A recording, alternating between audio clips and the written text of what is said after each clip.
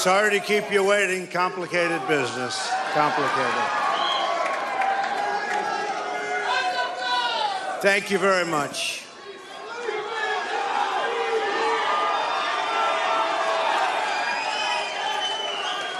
I've just received a call from Secretary Clinton.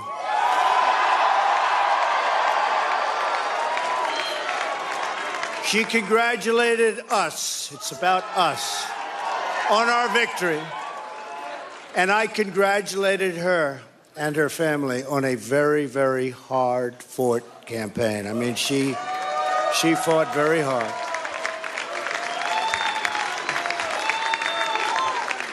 Hillary has worked very long and very hard over a long period of time, and we owe her a major debt of gratitude for her service to our country. I mean that very sincerely. Now it's time for America to bind the wounds of division. Have to get together. To all Republicans and Democrats and independents across this nation, I say it is time for us to come together as one united people. It's time.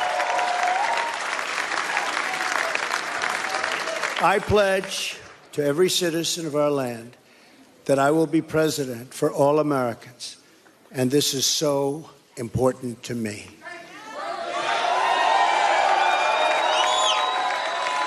For those who have chosen not to support me in the past, of which there were a few people,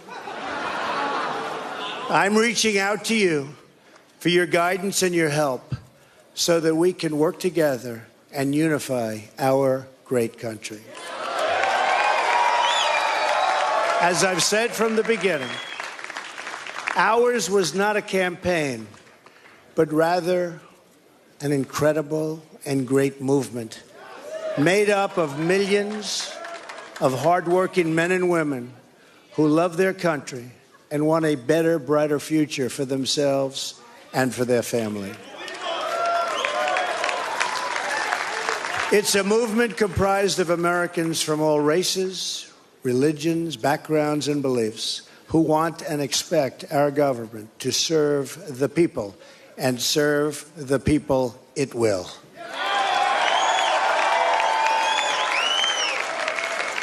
Working together, we will begin the urgent task of rebuilding our nation and renewing the American dream. I've spent my entire life in business looking at the untapped potential in projects and in people all over the world. That is now what I want to do for our country. Tremendous potential. I've gotten to know our country so well. Tremendous potential. It's going to be a beautiful thing. Every single American will have the opportunity to realize his or her fullest potential. The forgotten men and women of our country will be forgotten no longer.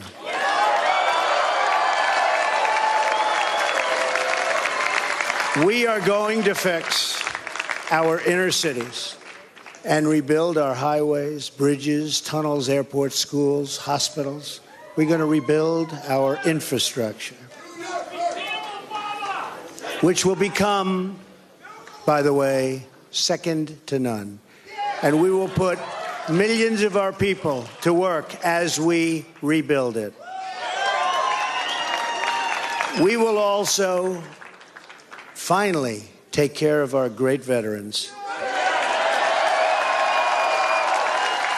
We've been so loyal, and I've gotten to know so many over this 18-month journey.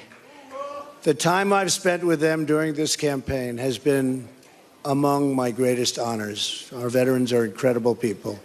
We will embark upon a project of national growth and renewal. I will harness the creative talents of our people, and we will call upon the best and brightest to leverage their tremendous talent for the benefit of all. It's going to happen. We have a great economic plan. We will double our growth and have the strongest economy anywhere in the world. At the same time, we will get along with all other nations, willing to get along with us. They will be. We'll have great relationships. We expect to have great, great relationships. No dream is too big. No challenge is too great. Nothing we want for our future is beyond our reach. America will no longer settle for anything less than the best. We must reclaim our country's destiny and dream big and bold and daring. We have to do that. We're going to dream of things for our country, and beautiful things and successful things once again. I want to tell the world community that while we will always put America's interests first, we will deal fairly with everyone, all people and all other nations. We will seek common ground, not hostility, partnership, not conflict. And now, I'd like to take this moment to thank some of the people who really helped me with this, what they are calling tonight, very, very historic victory. First, I want to thank my parents, who I know are looking down on me right now. Great people. I've learned so much from them. They were wonderful in every regard. I had truly great parents. I also want to thank my sisters, Marianne and Elizabeth, who are here with us tonight. And where are they? They're here someplace. They're very shy, actually. And my brother Robert, my great friend. Where is Robert? Where is Robert? My brother Robert. And they should all be on this stage, but that's okay. They are great. And also my late brother, Fred. Great guy. Fantastic guy. Fantastic family. I was very lucky. Great brothers, sisters, great, unbelievable parents. To Melania and Don.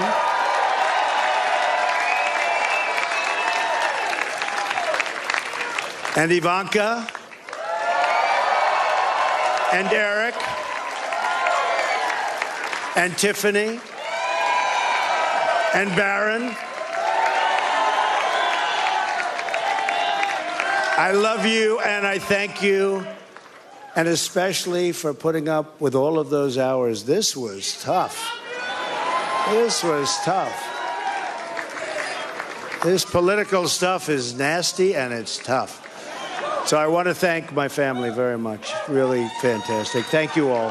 Thank you all. And Lara, unbelievable job. Unbelievable. Vanessa, thank you. Thank you very much. What a great group.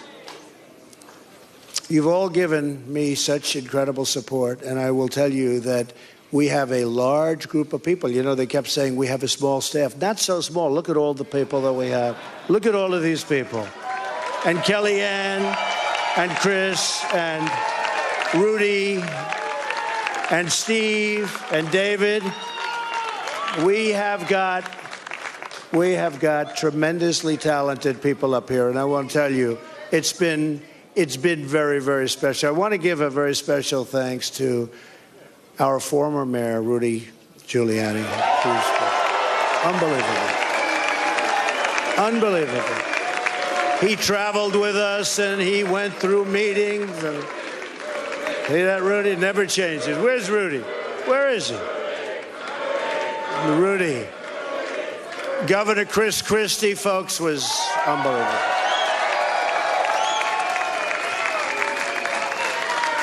Thank you, Chris. The first man, first senator, first major politician, and let me tell you, he is highly respected in Washington because he's as smart as you get. Senator Jeff Sessions. Where's Jeff?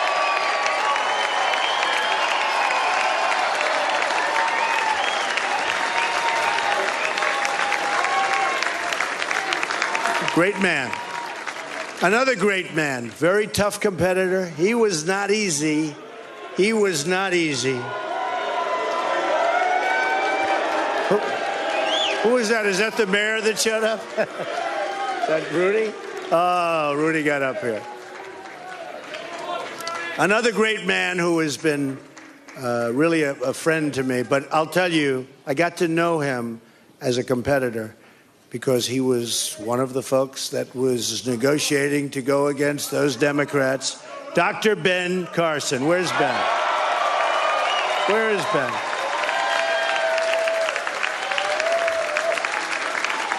And by the way, Mike Huckabee is here someplace, and he is fantastic.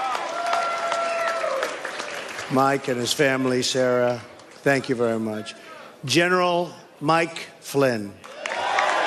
Where is Mike? And General Kellogg. We have over 200 generals and admirals that have endorsed our campaign. And they're special people, and it's really an honor. We have 22 Congressional Medal of Honor recipients. We have just tremendous people. A very special person who believed me, and, you know, I'd read reports that I wasn't getting along with him. I never had a bad second with him. He's an unbelievable star. He is, that's right, how did you possibly guess? So let me tell you about Reince. And I've said this. I said, Reince, and I know it. Look at all those people over there. I know it. Reince is a superstar. But I said, they can't call you a superstar, Reince, unless we win. Because you can't be called a superstar like Secretariat. If Secretariat came in second, Secretariat would not have that big, beautiful bronze bust at the track at Belmont. But I'll tell you, Reince is really a star. And he is the hardest working guy. And in a certain way, I did this. Reince, come up here. Where is Reince? Get over here, Reince. Boy, oh, boy, oh, boy. It's about time you did this, Reince. Huh? My God. Yeah, say a few words. No, come here. Say something. Ladies and gentlemen, the next president of the United States, Donald Trump. Thank you. It's been an honor. God bless. Thank God. You bet. Amazing guy. Our partnership with the RNC was so important to the success and what we've done. So I also have to say I've gotten to know some incredible people, the Secret Service people.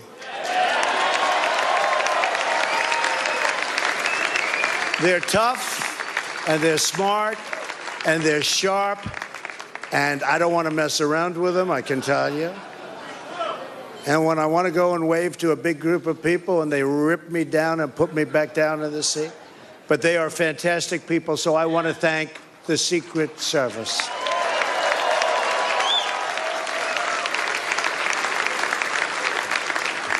And law enforcement in New York City, they're here tonight. These are spectacular people, sometimes underappreciated, unfortunately. But we appreciate them. We know what they go through. So it's been what they call a historic event. But to be really historic, we have to do a great job. And I promise you that I will not let you down. We will do a great job. We will do a great job. I look very much forward to being your president. And hopefully at the end of 2 years or 3 years or 4 years or maybe even 8 years, you will say, so many of you worked so hard for us, but you will say that that was something that you were very proud to do, and I can thank you very much. And I can only say that while the campaign is over, our work on this movement is now really just beginning. We're going to get to work immediately for the American people. And we're going to be doing a job that hopefully you'll be so proud of your president. You'll be so proud. Again, it's my honor. It was an amazing evening. It's been an amazing 2-year period. And I love this country. Thank you. Thank you very much. Thank you to Mike Pence. Thank you, everybody. Thank you, Mike. Congratulations, Mr. President. Thank you.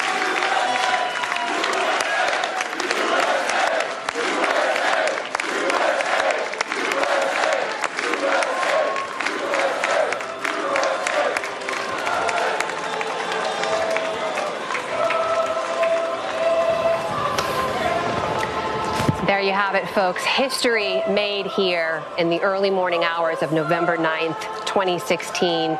Donald Trump, the businessman, real estate mogul, and reality TV star, taking to the stage there as the next president-elect of the United States. ABC News has projected wins in the final states that he needed to put him over the 270 limit. And back here in New York, we have our team together. Farai Chideya, 538, Elsie Granderson, Walt Hickey from 538, and Amy Holmes. Give you a little perspective on what just happened. We knew it was going to be historic. Either way, whoever won, there was a lot of surprise in both camps about what happened here tonight. Farai? Yeah. This is a moment for America to reflect on who we are as a nation, which does include, obviously, a populace that the majority of voters chose Donald Trump, where Latinos chose Donald Trump more than they chose Mitt Romney. This is not universally a victory that was handed to Donald Trump by white voters, although the narrative holds true that roughly 87% of the voters of Trump's voters were white.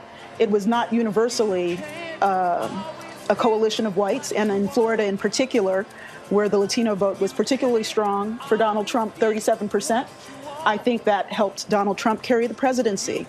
All of which is to say that right now the markets are crashing. Right now foreign leaders are freaking out. And Donald Trump will be our president who has to make things right with the world, as he said he would. And we will see. One phrase, two words that he uttered that I think sums up both his candidacy, his election, as well as a fundamental problem with Democrats: forgotten people. He talked about forgotten people. We have known for quite some time now Democrats have been hemorrhaging white male votes. And the assumption was that because of the changing demographics of the nation, that would not hurt them in a general election.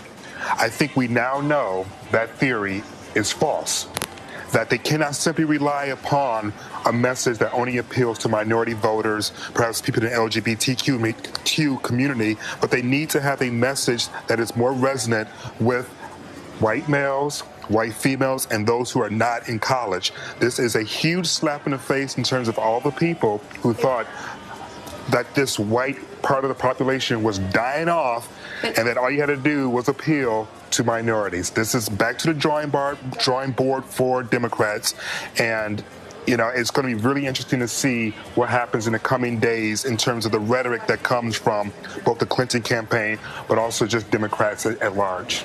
Yeah, so we can look at this election in a lot of different ways. This is going to be something that we interrogate, whether it's kind of looking at America as a whole, whether it's, maybe perhaps you should have two-factor authorization on your email address. Maybe it's how are we going to figure out how to bridge the gap between two Americas that have rapidly kind of self-congregated.